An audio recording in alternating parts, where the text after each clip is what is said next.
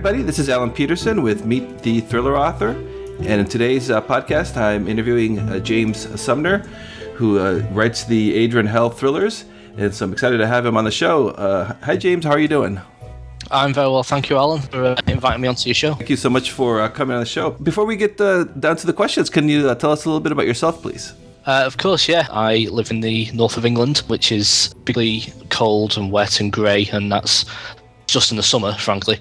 I'm married. I have a lovely 11, but I'm also work full time as well, so I fit my writing in around my full time work. Well, that's pretty impressive because you have several titles out, and so you're doing that kind of like while having another full time job. Yeah, it's I've split my time between both things. I try and sneak in an hour on my lunch while I'm at work, and I have a nice little office space at home as well. So get any spare time in the evening, it's what I do. Can you describe your books to someone who hasn't read any of them yet? Yeah, so the Adrian Hell series is I went for very fast-paced action, edgy-as-seat thrills, very dialogue-based, humour, where you probably wouldn't necessarily look for humour in situations. Basically, they're just pure escapism. I don't want people to read my books and to think all that much. I want them to forget about everything else and just enjoy the ride. Oh, that's good. So you just providing some great entertainment. I like that. I like that style. Yeah. And so why did you start writing thrillers? I've always been a fan of the genre. It's always something I've enjoyed reading. So when I got to the stage I wanted to start writing, it was the genre that I was most comfortable sort of dealing with because it was what I'd had most access to sort of growing up and through my reading. And I felt I had something to offer that genre and the people who like it. So. And how long have you been writing for? Coming up to just over 2.5 years now, all told. It's gone very quickly as well. It doesn't seem 2 minutes ago that I was a guy sat with an empty Word document, not having a clue what to do, and here we are a couple of years later, and as you say, I have 6 titles out, so it's been a great ride so far. Yeah, you have 5 books out so far, right?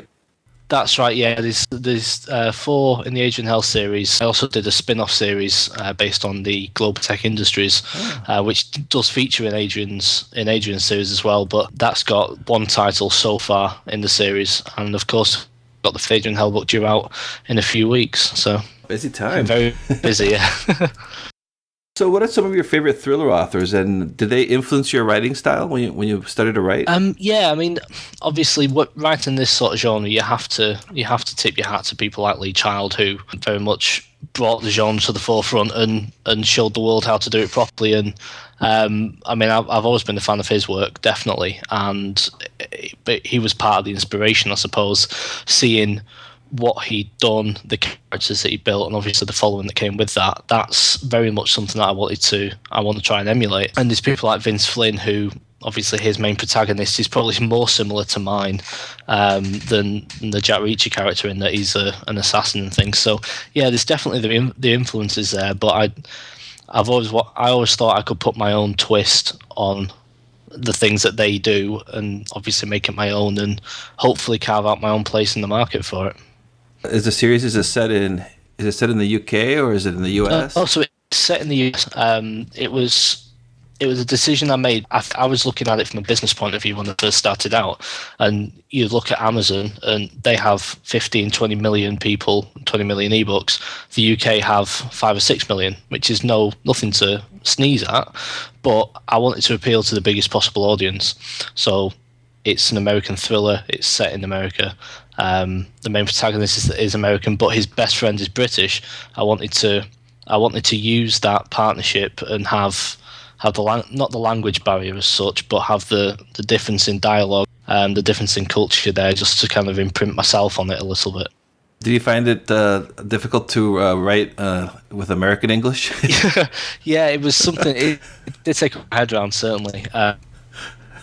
And the first few drafts of my first book had people in car parks and walking on the pavement as opposed to parking lots and sidewalks. So it was. There you go. You got it down now. I've got a good idea of it. Yeah, I think there's still certain things like that sort of a direct translation. I think you can learn, but I think there's probably things like local like colloquialisms for Americans that unless you're American, you're never going to know the exact way to say something or the exact sort of phrase to use. So thankfully, I do have a very good editor who picks up on most things that I've left in that are a bit too British.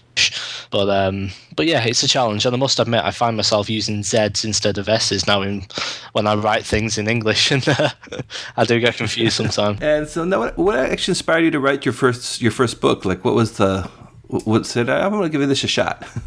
I was reading. It was on the honeymoon a couple of years ago, and I was reading a book called Lethal People by John Locke, which is part of his Donovan Creed series. Absolutely brilliant. The sort of short, hard-hitting books, our sort of genre, and I really enjoyed it. And I went online to sort of buy the next one, and I looked into who John Locke was because I'd never heard of him, and it turned out he was the first self-published author to sell 1 million books on Amazon.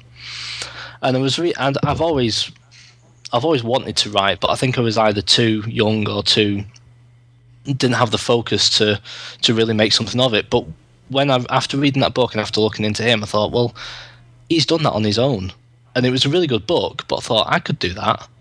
I'm not saying I could do it better than him, but I could certainly do it. And if he can do it and be successful, then why can't I? And that was what really opened my eyes to the independent publishing world, and knowing that there isn't just the only option of going through an agent and trying to get a publishing deal and having those as the gatekeepers there. Amazon was opening up this huge world to people that they could publish their work and share it. And knowing that opportunity was there, I think that's what acted as a catalyst for me. And literally within 2 hours of reading who he was, I'd written a couple of thousand words of my first book, and the rest is history. Oh, that's awesome. That's a very inspirational way of getting things rocking. So you started straight with indie. You didn't even try to query or get an agent or any of that stuff? Nothing like that. I mean, I was very new. I didn't know anything about the business or even the craft of writing. I didn't know it was a craft. I just thought you write down what you want to say and there you go. And it was only... I've actually found that the more time I spend writing, the harder it gets, because you learn so much more for the craft. It's trying to perfect it. It's difficult to do, but it's very enjoyable. And I just kind of went along with it. And it was only sort of 2 or 3 books into my writing career that I realised that there are ways that you can look for agents and things like that. But I must admit, I'm sure we all have as independents. We've tried the agent route at some point, but unfortunately at this stage I've never had any success with it. But I've done it right on my own, so I'm not beating myself up too much. Yeah, that's a great thing. Yeah, I when I got started, it was the same thing too. I never even bothered looking for an agent or querying or anything. I just kind of went the same route as you did. So where do you usually get your ideas for your books? I think I tend to start from the ground up. I don't plan an awful lot. I find that planning tends not to work, and I could write 6,000 words of a plan for a book, and after the first paragraph I'm doing something completely different. So in terms of the ideas of the plots, I tend to start with the character. I start with Adrian Hell, and I look at what he's doing, and I put myself in his shoes and think, well, organically, realistically, what would happen next? Oh, he would go here. Okay, so we'll go there and we'll see what could happen there. And I build things up from the ground and I see if they work. And if they do, then great, I roll with it. If they don't, then I scrap it and I start again. And I just keep playing with different ideas until something sticks. And do you find like television and pop culture, do they influence your writing and your novels? Yeah, to an extent. I mean, any spare time I get, I like to sit and, you blast through Netflix with the wife and things. And there are certain TV shows that I'm a fan of, like Strike Back, and I think Banshee as well is another one. I think they're on Cinemax actually in the US. And shows like that do really influence my work, because if my books were a TV show, they would be those shows. It's that kind of style, the rough around the edges, the character driven, but they don't let up for a second. It's just non-stop, balls to the wall, action and thrills, and that's what I wanted from my books. So it's very much, I take aspects of them and see if I can apply it to my work. Yeah, I've enjoyed Strike Back. I haven't seen Banshee. I've seen the commercials, but I haven't. It's really good. It's definitely not a family show, but but yeah, Strike Back's one of my favourites, one of my absolute favourites. It's a shame they cancelled it actually. Oh, they did. Oh, I didn't know that. Okay. Huh. And so, what are some of your favorite books? You mentioned Lee Child was an influence. Lee Child's my. It's not. I wouldn't say it's a guilty pleasure, but the very, very first Jack Reacher book, Killing Floor, is probably even now one of my favourite books, and I think it's the best one he's ever done. I've read all 20 of his Jack Reacher series, and Killing Floor for me is one of the best ones. It's such a good book, and written in the first person as well, similar to mine, which is, I know a lot of his tend to be the more traditional third person, but that one, I don't know if it's because it appeals to me and my style, but it's always been my go-to book. I must have read it 15, 20 times. Oh, wow. Yeah, that's a great book. Are any of your novels, are they based like on real life experiences that you've had or on real life events? I hope not. They're about an assassin, so yeah, you might want to confess. Yeah, them. No, it's I don't know. I mean, you see things like, I mean, I commute to work in the morning, and when you're sitting on the train, you people watch and you see everyone coming and going. People can walk onto the train, and you think, oh, he looks like a butcher or something, or he looks like a doctor or something like that. And you always sort of look at people and you conjure up your own impressions. Sometimes I think that will then inspire me for a character in my book or a situation or something like that. So there's always the inspiration there, but I try not to take anything too directly from real life, because you never know who's going to read my book, so I might get in trouble. Yeah, that sounds like. Have you read that book, The Girl on the Train? I haven't actually, but I must confess that is on my to-read list on my Kindle, so I will get to it. But yeah, it's pretty good. That reminds me. That's kind of like part of the plot of she's in the UK on a train and with people watching. So, are there any similarities then? Well, I know that being an assassin and all, but like some of your personality traits, do they make it into Adrian Hell at all? Probably, yeah. I mean, he's got my sense of humour, I think. I don't know if every author's the same, but I look at Adrian Hell as kind of the person that I would be in an action film. If that was me, that's what I would want to be like. It's like my personality with the volume turned all the way up. I would never do or say or act the way that he does, but there are times when I would like to, and I think it's a good way. I think authors have that benefit over people who don't have a creative outlet, in that I can have a bad day at work and think, oh God, I just want to shoot that person for annoying me. I can go and write a book, and Adrian can shoot someone and have the inspiration or something like that, and he can approach the situation in a way that maybe I would. And yeah, I think he's very much my outlet. Yeah, same here. It's like therapy. Absolutely, yeah. So, what are some of the challenges that you encounter when you start writing, when you're bringing your stories to life? I suppose the main one is the location for the Adrian books. Now, for the majority of them, I tend to use real places, real locations. Funnily enough, my second book, Hunter's Games, is set in San Francisco. Yeah, I saw the Golden Gate Bridge, and I have to read that one. And obviously the hard part for me being in the UK is I don't have real world experience of these locations, so I spend a lot of time on Google Maps and familiarising myself with the terrain, the streets, so that when I write it, even though obviously his escapades aren't necessarily the most realistic in the world, but where he is accurate, and I like to ensure that, because I like to think that somewhere in the world, so there's going to be somebody in San Francisco reading this book going, hey, I'm on that street, brilliant. And it will add to the experience for the reader. And I work very hard to try and make that as realistic as possible. So yeah, I live on Google Maps for weeks at a time when I start a new book. Yeah, I was going to ask you about that one too. And then I also like going to YouTube, because there's always videos of people driving in different towns. Yeah, that's right. So if there's a stoplight somewhere or a left turn. Yeah. Yeah. Well, it sounds like our weather here in San Francisco is the same as yours, foggy and rainy. I was going to say, yeah, but you're having a bit of bad weather at the moment there. Yeah, exactly. It's been raining. It's been raining all day. So. Well, in the UK, it's been raining for about 32 years. So You've got a long way to I go. won't complain then. I guess I can't complain. Where do you usually write? I like to have a little bit of structure in that at home I have a desk. I have my own little corner of the house that is nobody else's except mine, so I can just sit down, I can shut off, and I can blast through a book. Although I must admit, the majority of my work at the moment is done at my full-time job. In my lunch hour, my phone gets turned off, and I sit and I do as much as I can because that's the bulk of my time. But yeah, I've got my own little office space at home, and hopefully, as time goes on, I'll get to spend more time here and less time working for somebody else. Do you write? Have you ever written on the train? I don't know how long your commute is. But... I don't do any physical writing, but I have. I do tend to make a lot of notes, I suppose, as I go along. I have an app on my phone which is like post-it notes, and if something comes to me, I can be sat on the train reading the newspaper, and I'll suddenly go, "Oh my god, I can do this for the next chapter of my book," and I will sit there and I'll text myself the next chapter, all the notes, and then I can copy them down when I get in front of a computer.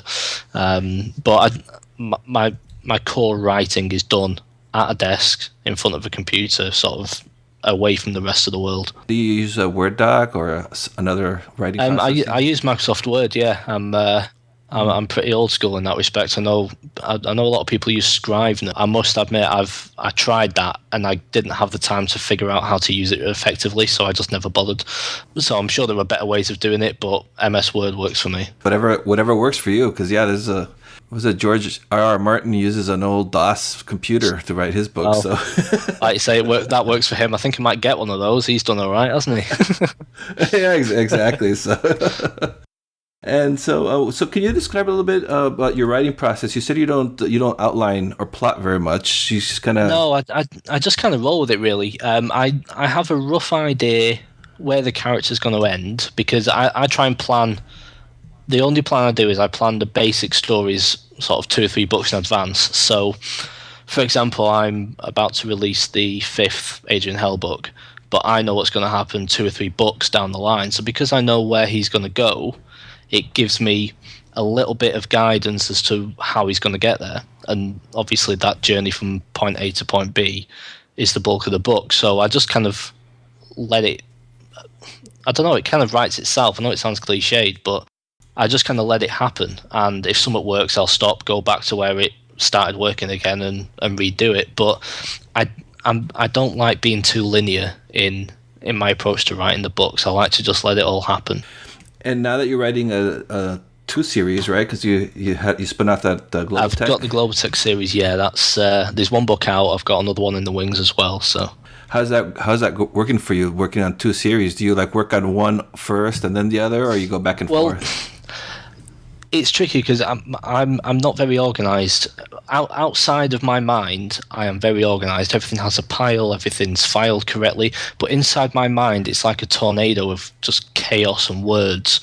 And I tend to sort of flit from one thing to the other when the moment takes me.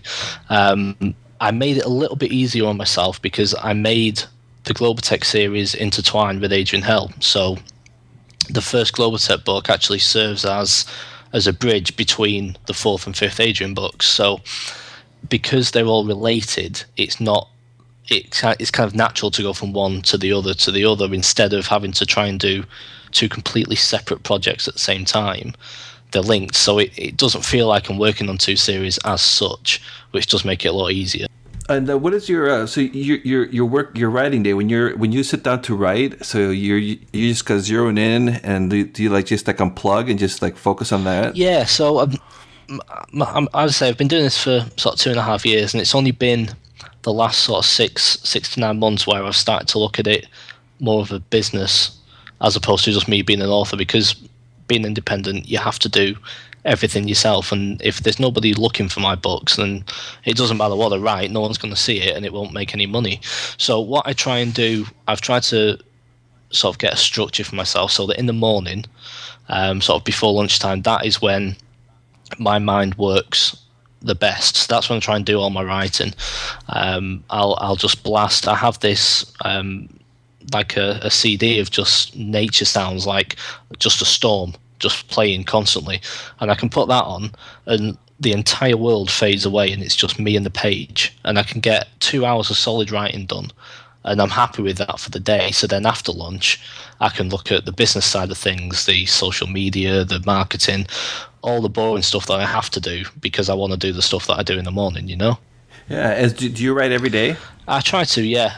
I try and treat it like a job. As I say, I work a lot better with structure, so I try and make sure that I do around 1,500 words a day, Monday to Friday, and I class that as you know, an achievement. I've done what I need to do for that week, and then the weekends are my own. Because if I did this for a living, that's what I would do. So I try and treat it as if I'm doing it every day as a career. And what keeps you going on the writing side? The writing side is. Have you ever heard the phrase of, for the first draft, calling it a vomit draft, where you just have to spew it out onto the page? Well, I can't empty my mind, and it's really, really frustrating because I'm a very impatient person, and it takes time to get it out. As much as, you know, you can just spew it out there and tidy it up later. I've never once been able to empty my mind in 2.5 years of trying, and it's brilliant, and it's the best feeling in the world, and I don't want to not do that. So thankfully I've never got to a point yet where I've struggled for motivation to write, and long may that continue. As a reader, do you still find time to read, or not as much as I used to? And I've tried reading different things. I tried reading a couple of thrillers after I started writing them, and I didn't enjoy them as much because I looked at them professionally. I didn't read them to enjoy them. I was reading them and thinking, oh, I wouldn't have done that there, or, you know, oh, that's a good idea, I'll pinch that idea, you know, and it took a bit of the enjoyment out of it. So when I do read, it tends to be something completely off the scale, nothing that I would read or write myself normally. And now you said that you put it on the marketing side, you're on social media and all that. Do you get a lot of interaction with your readers and your fans? Like on Twitter and Facebook? Yeah, so I run my Facebook page has picked up a bit of steam. I've got about 360 people that like it, and that's really picked up over the last sort of few months for me, and that's great because I like small regular interaction. I like to just put on the post and say, hey guys, how's your evening going? I'm sat writing, my dog's asleep behind me, that kind of thing, just to make myself appear human to them. And I get so much good feedback from them. It's really satisfying, and I've got a nice little community there of readers. It's really good. I'm really happy with it. Yeah, it seems like you're really getting an outreach because I was reading on your bio that True Conviction has been downloaded over 100,000 times. That's awesome. Yeah, that's incredible. I must admit I can thank BookBub for that because I was very fortunate to be accepted for one of their promotions back in July last year, and they really did. I mean, a lot of people say, like, you know, they're hard to get, but they'll change your life if you get them, and it's like, they're not kidding. So yeah, I mean, it's up to about 115,000 now, but that's not bad for 12 months. I'm really happy with that. Yeah, that's amazing. And how many books did you have out at that when you that BookBub? I'd released the 4th Adrian Hell book in the May, and then I got that promotion in the July. So nice. It did really well. I had quite high sell through for a couple of months after that as well, which obviously really helps. The royalties were quite nice, but again that spurs you on because all of a sudden you got, I think in that 6-week period after the BookBub ad, my mailing list doubled in size. It went from 2,000 to 4,000 in 6 weeks, and all of a sudden I had this frankly massive audience, and I was like, I don't know what to do with you. So I just kind of say hello, and they're like, when's the next book coming out? Yeah, about that. Let me just go and write that book for you. You've all come along at once, and I wasn't expecting it. But yeah. I'll get back to you. It's really good. But like I say, a lot. I mean, even all these new readers, they're very interactive. They're very they care, which is great. I've got all these people who actually support and care about what I do, and it's such a great feeling. I never expected to get anything like that, and it's fantastic. Can you tell us a little bit about what you're working on right now? Yeah, so I'm actually doing something completely different. I fancied a bit of a change creatively. I've done Adrian Hell for almost 3 years now, and because of the style that he is, that it's first person, it's present tense, it's very quick.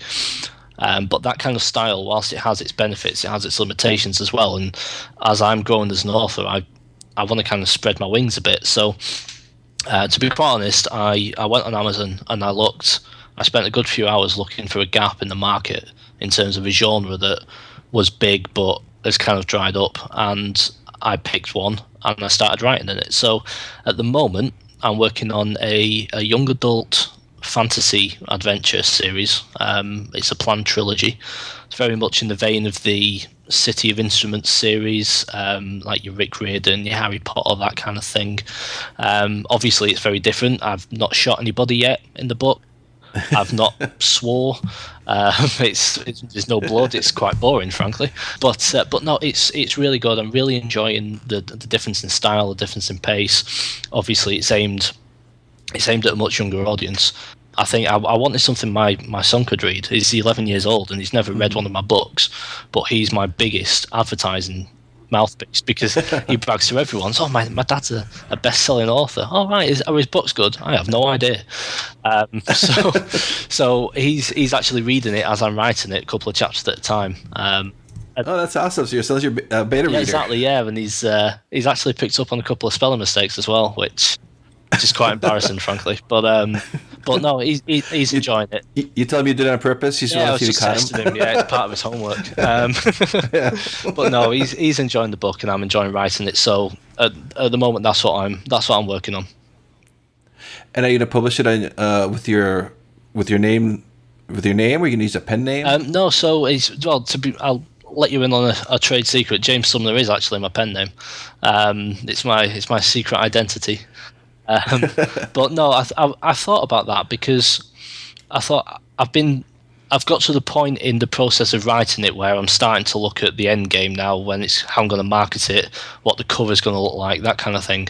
And I realised that I don't actually have an audience for this because I'm pretty sure, apart from the sort of the core following that will literally read anything that I write, a lot of my fans are casual readers, which is fine. But if they're casual readers of the thriller genre, they're not going to like the next Harry Potter, I wouldn't have thought. I don't know how I'm going to approach that, but I'm probably going to have to try and build a new audience for it at some point. But yeah, I'm going to keep my name for it, I think. I'm probably going to publish it myself and just see how it goes. Are you a fan of the Police and Sting? I don't want to make anyone feel old, but they're a little bit before my time. Oh, okay. No, you just made me feel real old. Thank you very much. Fields of Gold by Sting? That was one of my favourite songs growing up. But I think that was after he left the Police, wasn't it? Well, I just was thinking that his real name is Gordon Sumner, so I thought maybe you were. That's where you got the Sumner. That's right. Well, to be quite honest, I did it because James was my father's name. He passed away a few years ago, so I wanted James as the first name because it was a tribute to my dad, and Sumner is my mother's maiden name, so it's a tribute to my family more than anything. But that's awesome. It's one of those things. I thought, well, if I'm going to go by another name, I want the other name to mean something. You know, Clark Kent goes by Superman. I go by James P. Sumner. So yeah, that makes total sense. And so when's this? What's your the new series coming out? I've not got a date on it yet. I'm probably about halfway through the first draft, so I'm hoping to have that finished by sort of mid-March, maybe, depending how the wind blows. It also depends on how well the new Adrian Hell book does. I may find that I get inspiration for something Adrian-related or Globotech related that I feel needs to take precedence. So we'll see. But it'll be nice to get that out by kind of June, July time. I think that would be a nice time. Yeah. And when's the next Adrian Hell coming out? Oh well, you see, that's a difficult question to answer because the fifth book is being published by Kindle Scout. It actually won the Kindle Scout competition. Kindle Press are actually publishing that for me, which is brilliant. Obviously, very exciting time. The possibilities are endless with that one. Yeah, that's exciting. Yeah, it was really good. It's a very nerve-wracking 30 days when you're just trying to gather nominations and you're just watching your figures tick along and you're wondering how everyone else is doing. You want everyone to do okay, but at the same time, you don't want them to do as well as you. There's always that little bit of selfishness. So that's very much in Amazon's hands, and I'm hoping that will come out early February, I think. But in terms of what comes after that, that's going to be a bit of a tight kept secret at the moment, because I don't want to ruin the 5th book for anyone. So now your website for the listeners to find you. Your main site is so the main website is jamespsumner.com. I've tried to make it as accessible as possible, so it's got links to the Facebook, the Twitter, my blog, even my Author Central page. There's ways to email me. It's got all the information about myself and my books on there, and it's proven quite popular. I put one of those counters on, so you can see how many people have gone onto your website, and I've had just over 16,000 hits in about 12 months. So I'm quite happy with that. I don't know if that's good or not, but for someone who doesn't actively market themselves, that's not bad. Yeah, and I just noticed, I was looking at your website, that you were offering one of a short story for people who join your mailing list. That's right. So I don't know if you've heard of a guy called Nick Stevenson. I think most independent authors have. He's the reader magnets. Exactly. Yeah, that guy's changed my life, frankly. Yeah. March last year, I had no sales. I had nothing. I didn't even know what a mailing list was, and less than 12 months later, I've had 2 bestsellers. So I can't take all the credit. His methods have worked, and so my magnet, my hook to get people signed up is an Adrian Hell short story, set many years before his series starts. Just him as a reckless teenager, sort of. You see why he is the way he is. I thought it'd be interesting to share that with people. So. Yeah, all right. So, and I'll have links to all that for the listeners on the website and everything. So, if you don't remember, you can go there and find it. Before I let you go, is there anything else that you'd like to tell our listeners? I suppose just a massive thank you to fans of obviously of both my work, the Adrian Hell series, but also of the genre as well. It's supporting it and just giving people, especially independent authors, just giving us a try, and supporting our work. It sounds cliche to say, but we do what we do to entertain people, and if people are entertained and they show their appreciation, it makes it all worthwhile. So thanks for supporting me, and if you haven't checked out True Conviction yet, it's free, so just give it a try. You might like it. All right, James. Well, thank you very much for being on the show, and it's been nice chatting with you. Yeah, thank you very much, Alan. It's been an absolute pleasure. Thank you. Thank you for listening to this episode of Meet the Thriller Author. You can visit our site at get.thrillingreads.com/podcast for more information on our podcasts. And you can also subscribe to this podcast on your favorite podcatcher, like iTunes, the most popular one, of course. Just search for Meet the Thriller Author and you'll find me there. And I'm also on Facebook at facebook.com/Meet Thriller Author. Love to hear from you. Love to hear your comments and your feedbacks on the shows. And I'll have a new podcast, new interview with a thriller author. I'll be posting them every Tuesday, so stay tuned for that. And don't forget to subscribe. And please visit my author website at alanpetersen.com.